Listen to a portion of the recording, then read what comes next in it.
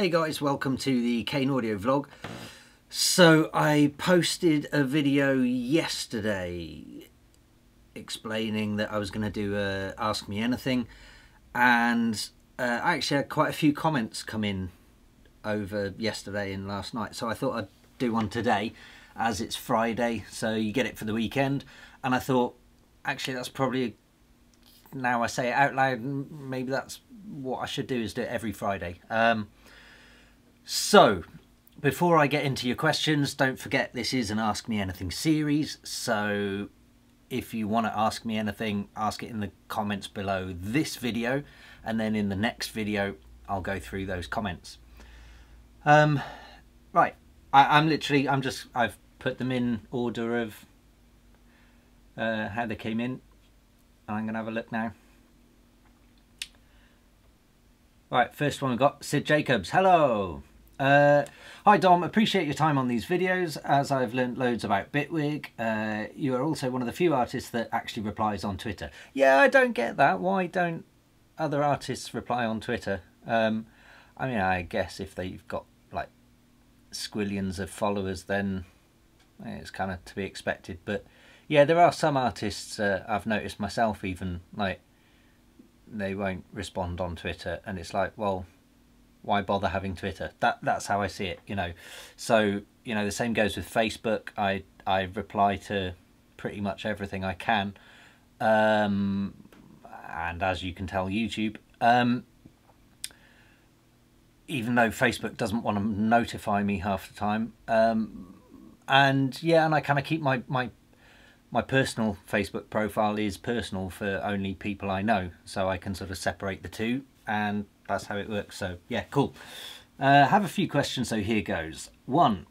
When you send demos to labels, do you send completely finished mastered tracks or a snippet or links to SoundCloud, etc.? Okay. First of all, completely finished. You know, 20 years ago you could send a half-finished demo because the A&R would be looking at funding the rest of that record being made or whatever. These days, why would you not send something completely finished and mastered?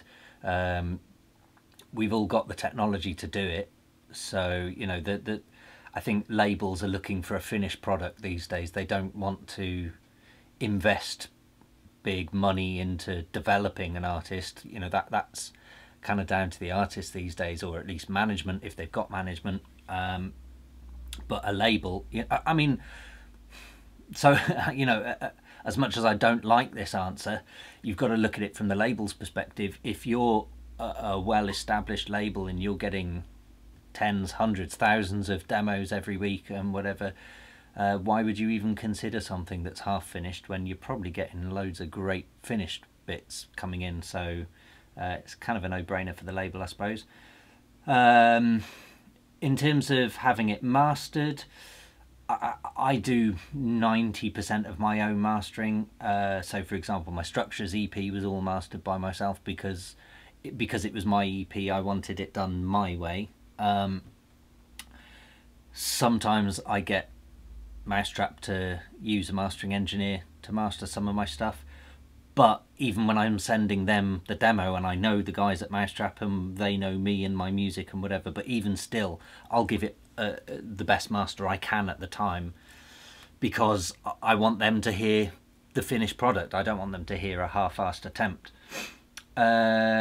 Snippet or links to SoundCloud, well, I think that depends on the label. Some labels have, you know, a Dropbox account. Some labels prefer SoundCloud because they can listen to it on the go, and some people prefer the MP3 being sent in a downloadable format or whatever.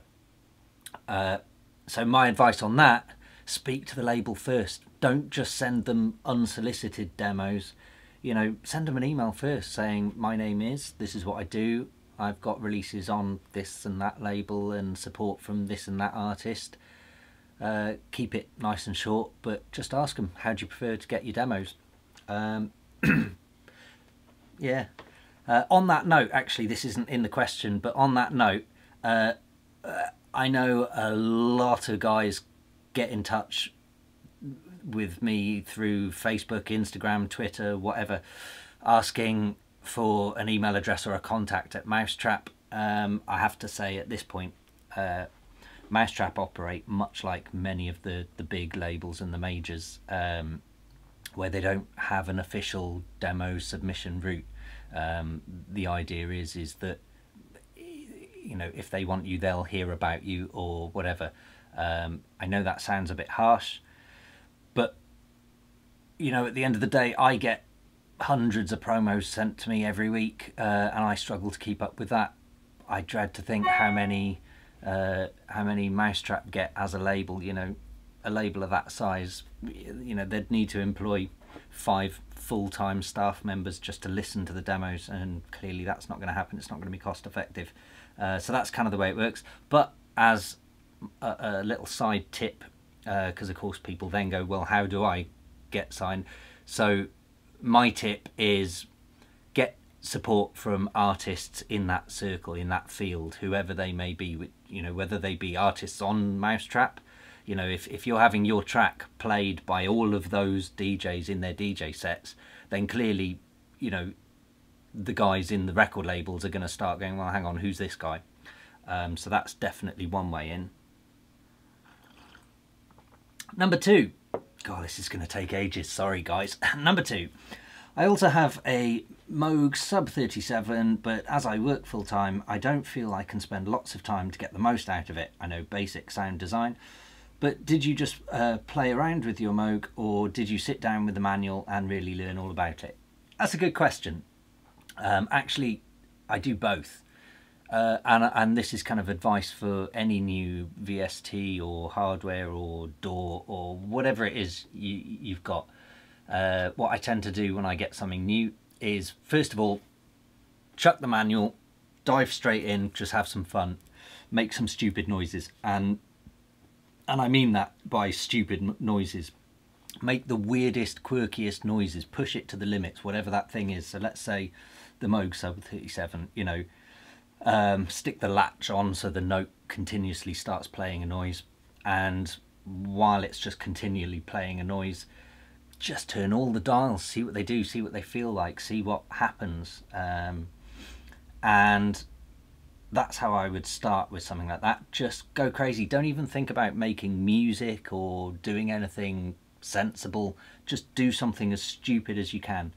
That's probably the best way you're going to learn some bonkers stuff.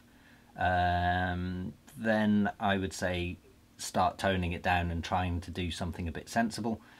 And I would say after a couple of weeks, maybe a couple of months even, depends how much time you spend on these things, that's probably the time when you're starting to get to the point where you think, all right, I'm kind of getting into this now. That's probably the best time to pick up the manual that you threw away, and just sit down and read the manual. And there's going to be, I guarantee you, there's going to be a stack of stuff in that manual where you're like, oh shit, I didn't know it did that. And that's going to make you want to jump back on it and play some more. So yeah. Next one, Zombo. Why do you you use Bitwig? Also love your music. Thank you very much. Why do you use Bitwig, basically? Good question. So, I mean, I've been producing music a long time, from the old Atari STs, and then the invention of VSTs, which was a Steinberg thing, so it was Cubase. And then I moved on to Nuendo because that did some film stuff. Then I tried Reason, didn't really get on with it. Then I think I moved to Ableton Live in version 2 or 3, and I kind of stuck with that for years because it did everything I wanted. It wasn't frustrating, but there were a couple of things that it wasn't very good at, and I noticed that there were certain things in my system that were causing it to crash, and that got a bit frustrating, because when I was beta testing plugins, it would cause the audio engine to crash, and that would then cause the whole of Ableton Live to crash, and it was just really frustrating having to keep loading it up. I happened to know the guys behind Bitwig, and I was told that they were developing something and they were going to separate the audio engine, so if a plugin crashed then it would just crash inside Bitwig and the whole of Bitwig wouldn't crash, and I was sold on that. That was enough for me to go, yeah, I'll do that. And I've never looked back since. It's been incredible, admittedly, because I know the guys that a couple of the software features that I've requested have been implemented, so things like default channel gains, the K20 metering, a few other bits and pieces, so that's kind of obviously kept my loyalty. But as Bitwig has grown, you know, the creative tools available to the user, things like the modulations and the fact that you can assign macros to modulations to more macros to more modulations and just keep stacking stuff up, just makes it an incredible DAW to use. It just makes it so creative, and it makes you think. In fact, I was talking to another producer the other night who was getting into Bitwig, and he said at one point, I'm liking this, it makes me think. And yeah, I couldn't have put it better myself, because every now and then you sort of sit there and you go, right, I want this wave to oscillate against something else. How am I going to do that? And you can start playing around with modulators and playing around with wave shapes, and then all of a sudden it clicks in and you're like, ah, that's how I do it. And those are things that you just can't do in any other DAW, really. Yes, so that's that. Nightquaker, hello. Don't worry about not uploading often. I have a question about synthesizers. Have you heard of, or maybe even used, ARP Quadra or the Polyvox synthesizers? I've heard of, but I haven't heard the actual sounds. They sound really nice. Okay, I'll look into those then. Yeah. Yeah, funnily enough, I'm a sound designer and preset maker, creator, whatever, by trade, and I've got to be honest, I don't tend to follow the industry with new synths and everything that closely. I did for a long time, and then I kind of found that most of the companies are kind of churning out the same things over and over again with a little bit here and there changed, and I think, you know, after 10 years of seeing that, it gets a bit much. I remember I gave a talk at Producer Sessions Live for Future Music Mag about 5, 6, 7 years ago, and obviously there were loads of synth manufacturers there, and there were people trying new things and failing, and there were some companies that were just basically rehashing the same stuff. And I kind of remember walking around there going, I've basically just seen this synth in the next stand, it's just in a different case. So yeah, so I know that probably sounds a bit shitty of me, but I don't mean it to be shitty, it just doesn't really grab me by the balls, I guess. You know, it needs to be something special. Stanky Leg, 2 unrelated questions. What's it like working at Mousetrap? Well, I'll answer that one first. Awesome. You know, they're a great label. They've got a great following as well. I'm guessing most of you guys watching this are followers of Mousetrap, and I really like that. I like the fact that throughout most of my musical career, I've always kind of struggled with finding good labels. One of the main reasons for that is because I don't tend to just stick to one genre, and I guess I kind of, I mean, you listen to my latest releases, they kind of probably sit in between a few different genres, and the vast majority of labels out there, really, they have one very specific genre that fits one very specific Beatport chart, and they just churn that out over and over again. That's fine if that's what they want to do, but that's not what I'm about, and I prefer I prefer kind of just experimenting a bit more and changing it up, I guess. So Mousetrap are one of the few labels that really embrace and encourage that. So yeah, I couldn't be happier. And what's the artists on there like, personality-wise? Oh, they're all horrible people.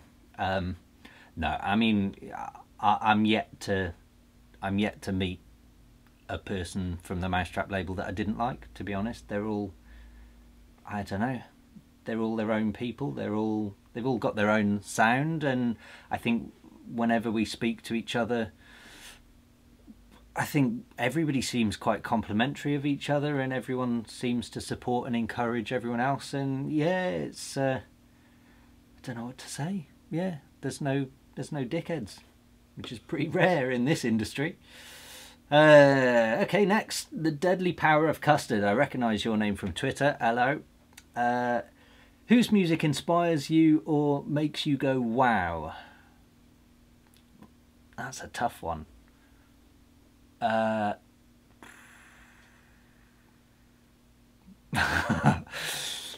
don't. Well, I mean, I guess the obvious answer is, and this is going to sound like I've prepared the answer or something, but actually, the other Mousetrap artists. Obviously, deadmau5 makes me go wow every time I hear his music. I am very jealous. Atlas as well.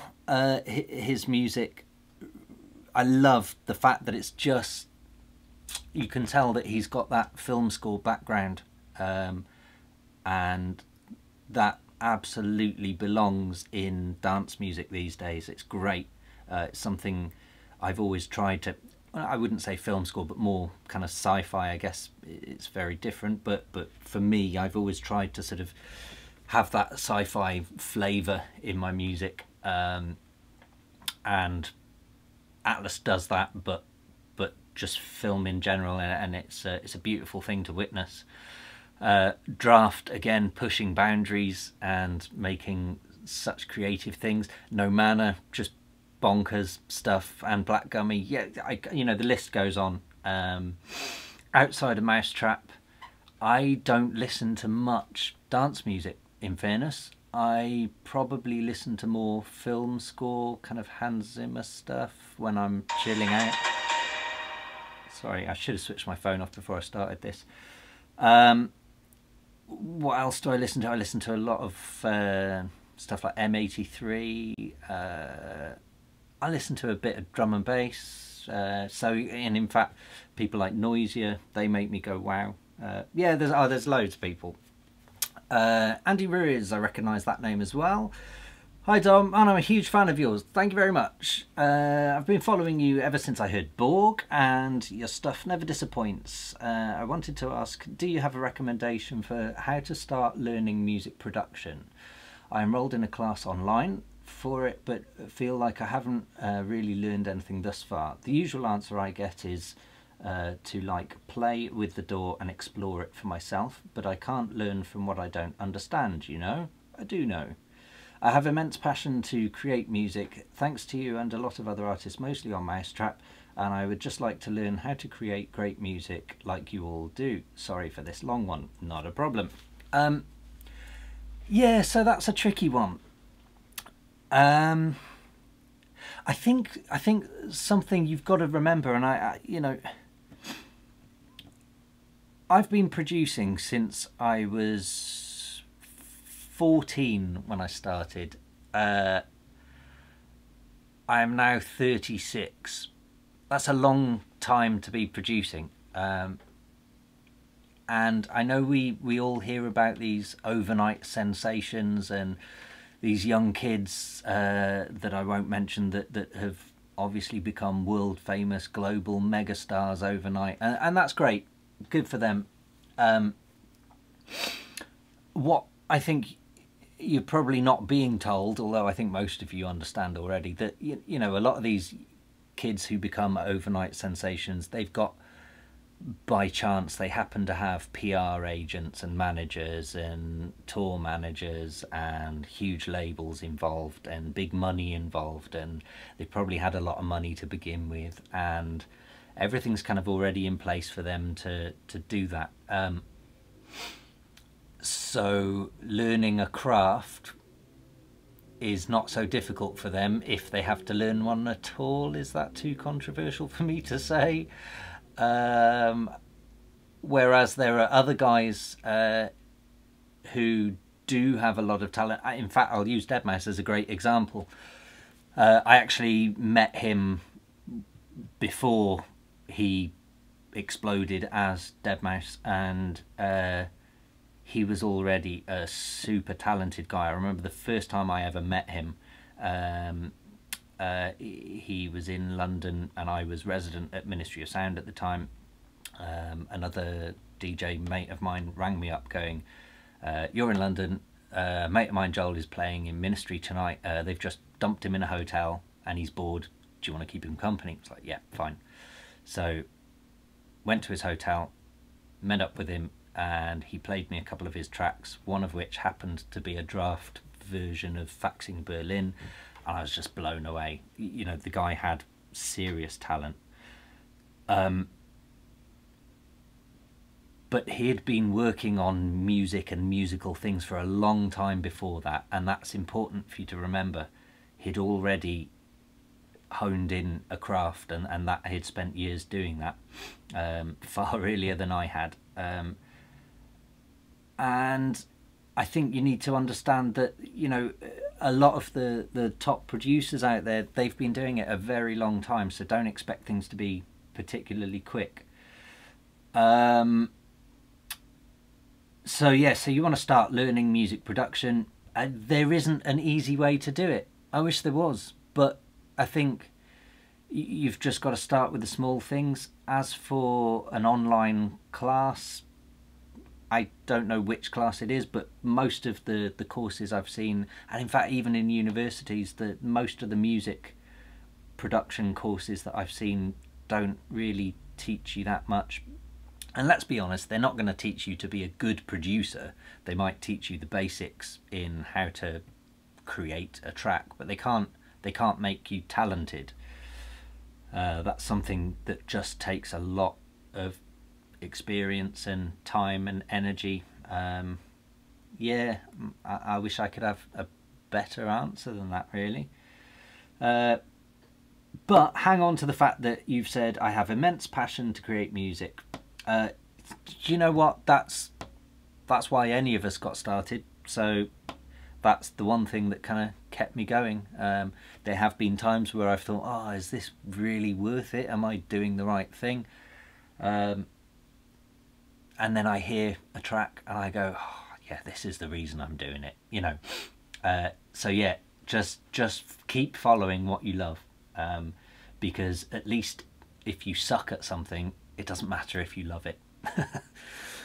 Right, next one. Alexander Wagner, or Wagner, depends where you're from. Hi Dom, pretty interested in your workflow with the Sub 37. I own a Sub 37 and really like it, but I struggle to create sounds other than sustained bass line and arpeggios. How do you tackle this synth in order to come up with other sounds, effects, sequences or chords in terms of using the duo mode? Thanks in advance. A lot of Sub 37 fans out there, and rightly so. I don't know. Sustained bass lines are easy and they're great. Yeah, I'll give you that. And arpeggios, sure. Although I don't bother with them myself. How do you tackle a synth in order to come up with other sounds, effects, sequences, or chords? Effects, kind of goes back to the beginning of this video where I explained just push everything and see what happens. Sequences, I don't bother with sequences. Bitwig is a sequencer, Ableton is a sequencer, all these DAWs are sequencers, so I don't bother with internal sequences inside anything else. Chords, the duo mode, you just hit duo mode and play again. You know, there are, I think I did it in I think it was the Fader Pro video or something, I mentioned using the Sub 37 in that, and I hit whatever it was, A, I think. And where A and C work together, as you'd expect. On the Moog, you'll notice A and C don't work together, and it forces you to go, okay, does A and E? And then you end up having to force yourself into chords that you wouldn't have normally gone for, and so sometimes having those restrictions can be quite a good thing to start experimenting with. It pushes you into places you didn't maybe want to go. Next one. Oh, there's an umlaut on that. Med, I guess. Hi Dom. 1. Is it possible to do another tutorial like Fader Pro in the studio? From start to finish in YouTube, it will be great. That would be great, but if I'm completely honest, I've just done one for Sonic Academy. Last year was Fader Pro. And I try not to do any more than one a year, because I have done these things for Future Music Magazine, Computer Music Magazine, and various others as well. So the YouTube channel I'm trying to do everything except the full walkthrough. Like I say, the one I did for Sonic Academy came out last month, so that's pretty fresh. In fact, that's on my Structures track, which is out now on Spotify, iTunes, and any other good download store. Yeah, so check that one out, sonicacademy.com. They're great guys. And I've also put in a remix competition as well, so get involved, blah, blah, blah. Yeah, so I don't think I'm going to be doing that for YouTube, if I'm honest. Maybe one day, but... Next, PWM Music. You've previously worked for Universal, creating some tracks for library production music. What are your thoughts on that side of the industry? I don't know what thoughts you want, if I'm honest. Yeah, so I mean, I've done various projects for Universal. I love doing it myself. Because usually they want, so there's a couple of projects that I've done for them that are not under my own name, they're under a different name, which I won't give away because there's no point. And yeah, you know, for example, I did one a couple of months ago that was a really sort of summer vibe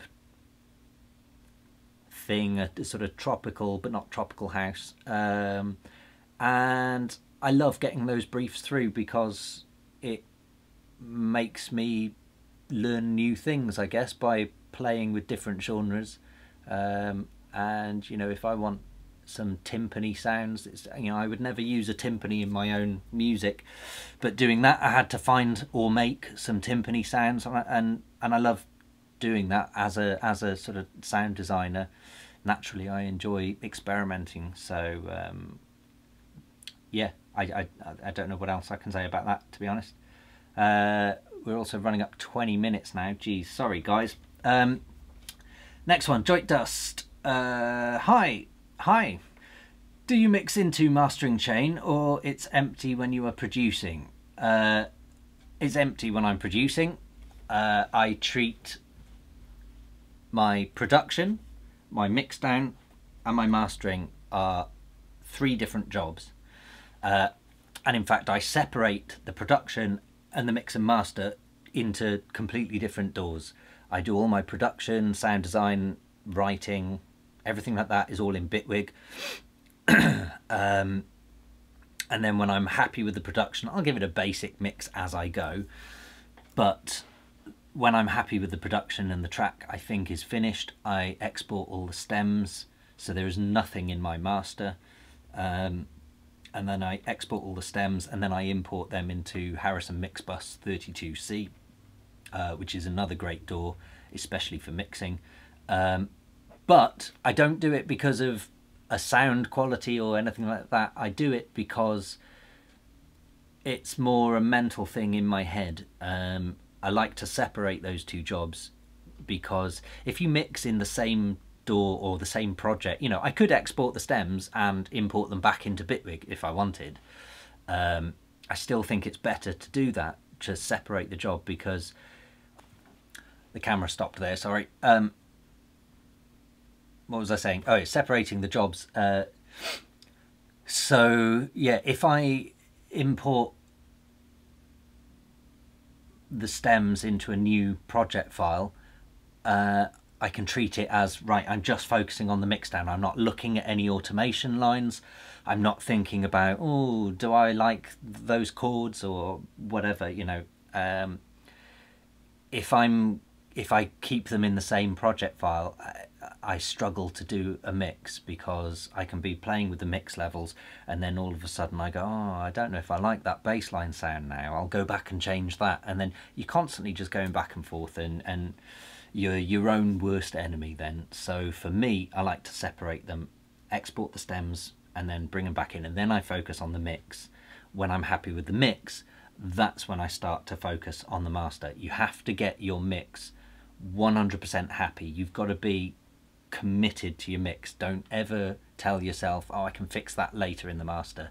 You've got to be 100% happy with your mix. If something needs tweaking, now's the time to tweak it, and then go into your master. Because really, a perfect master should just be a bit of tweaking here and there in terms of EQ balance, or stereo spread, or whatever, you know, limit compression and whatever. Part 2 of that question, do you have an analog setup like ADDA converters, maybe compressors, and how you use them? Thanks and cheers from Russia.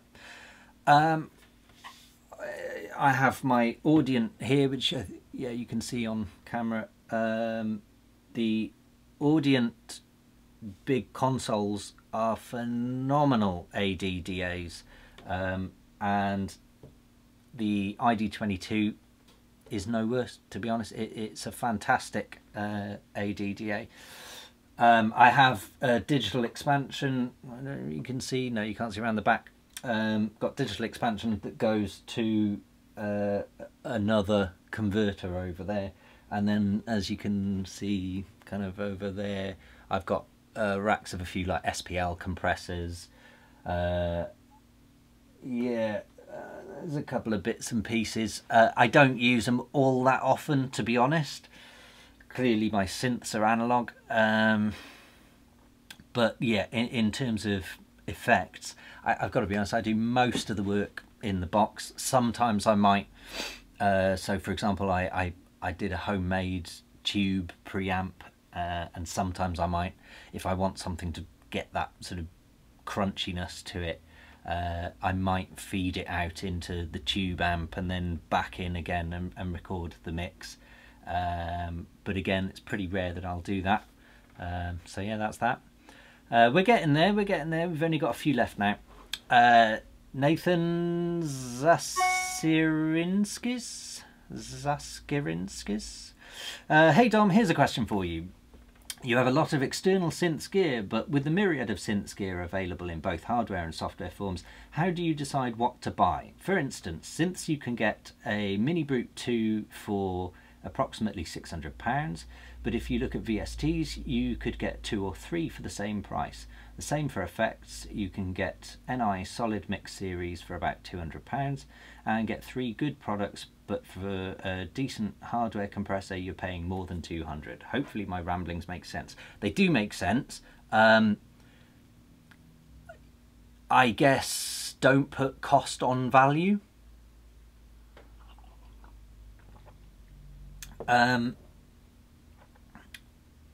If that makes sense. I mean, you know, people always sort of talk about, oh, what's better, software or hardware? Well, there is no better. Which door is better? There is no better. It's whichever one suits you, whichever one you can afford, whichever one you can work with, whichever one you're happy with is the best. So I don't kind of care which one is which or whatever. I like a bit of both, and I like them for different reasons. I will always say about the Moog Sub 37, as much as I love the audio engine in there and the oscillators and the sounds of, clearly it's a Moog ladder filter, everything I love about it, my biggest love about, well, hardware synths in general, but especially the Moog Sub 37, is the fact that you've got all the dials there and all the parameters are just right in front of you. You can see it. There's a great visual element to it, and there's a great tangible, I can turn those knobs and I can play with it and I can create new sounds, and it brings me more enjoyment that way. So when you're talking about, which is what I say about comparing cost and value, the value of the Sub 37 far outweighs its cost. That's how I see it for me personally. You can get a Mini Brute 2S for approximately 600, but if you look at VSTs, you could get 2 or 3 for the same price. Yeah, I'm sure you can. But it depends on what you're looking for, because the Mini Brute is clearly hands-on, whereas VSTs might not be. Each have their own benefit. VSTs, it's going to be far easier to save sounds and tweak them later on and whatever else. So go with what you know, I guess, or with what you want. So your question really, how do I decide what to buy? I guess if I try some hardware in a shop, and that could be a selling point, but actually I think for hardware, the visual element for me, when it comes to synths at least, you know, being able to see the parameters in front of you. I know you can with VSTs, but you can't turn more than one at the same time. So I think that's kind of a key selling point for me. If you compare, you know, I'll compare the Little Fatty, which is under the Sub 37, the Little Fatty, if you want to change the cutoff or the resonance, for example, you've got one dial and 2 buttons. So you hit cutoff and you can change the cutoff of the filter. Hit resonance, you can change the resonance of the filter. That can be a bit annoying, because what if you want to change both at the same time? Sub 37, on the other hand, you have a cutoff dial and a resonance dial, so you can turn both of those at the same time. That for me makes it a more connected product, I think. And I'm a lot more connected with what I'm doing. So yeah, hopefully somewhere in there there's an answer. Right, moving on, there's 3 to go. Hello, Mr. Kane. Fan87, hello. What is your top 3 instruments plugins? Xfer Serum, Sonic Academy Anna 2, Native Instruments Reactor. What is your top 3 effects plugins? New Gen Audio ISL Limiter,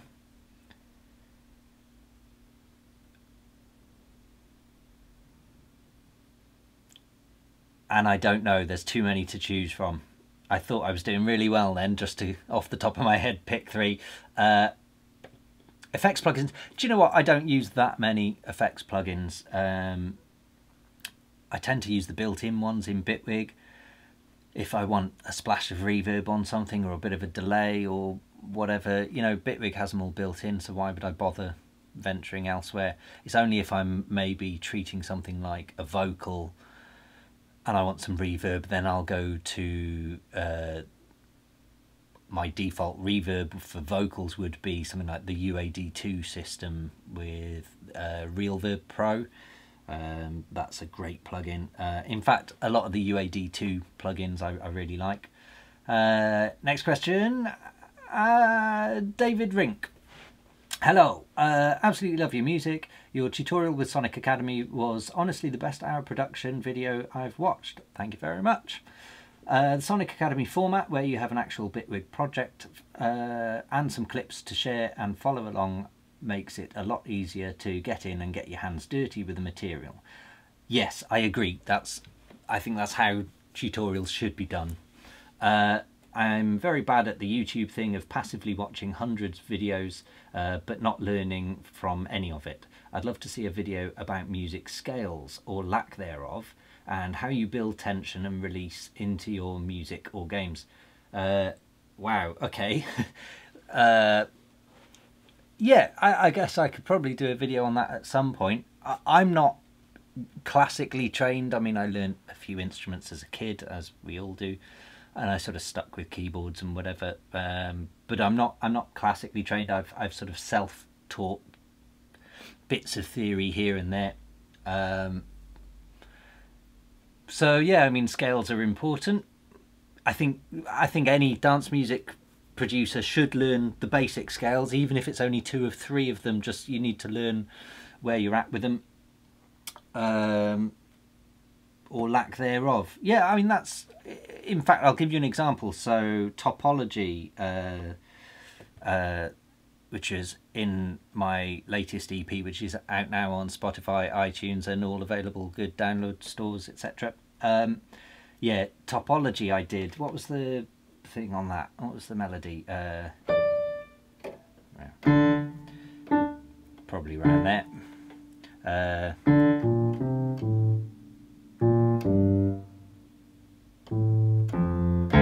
Yeah, that was it. So I'll just play it up here for now.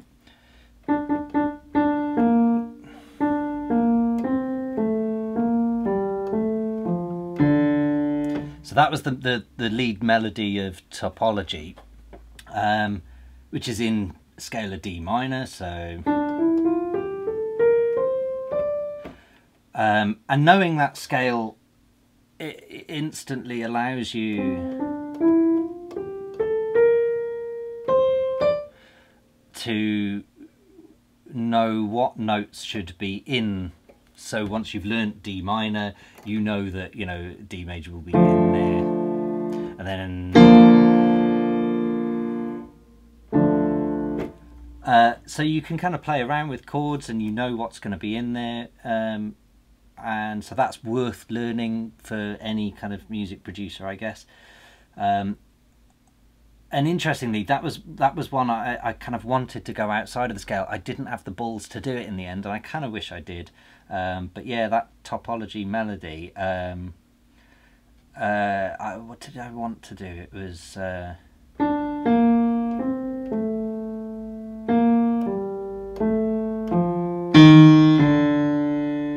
that bum note is not in the D minor scale, but I kind of wanted it to fall into that.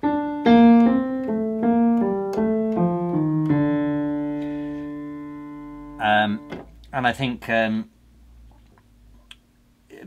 you know, the reason for that is because I forget the terminology for it, but you've got a natural minor and a harmonic minor, and I think it's a perfect minor or something, which uses the penultimate note. And so knowing things like that allows you to just play with a scale. So yeah, I guess that's kind of my basic explanation of playing with scales, and certainly worth learning. As for doing a video on it, yeah, maybe I'll do a video on it at some point. That's a good idea, or at least how I do it, but again, I'm no expert there. And then the last question, here we go. Is it Jokamaya or Josamaya? Hello. Right now I set my drums as the loudest level, around -13 dB, and then balance the rest based off my drum levels. My question is that good practice? How do you make sure everything is balanced level wise? Good question. And yeah, I'd say that's good practice. So obviously it depends on what kind of music you're making, but for dance music, which clearly we do, so let's stick with that. You know, the loudest part of a dance track is going to be the kick drum. So I tend to start with the kick drum in the mix, and then the next element is probably the bass line, and those are the toughest bits that you need to fix. Those are the two things that need to sit together, and they need to glue together perfectly.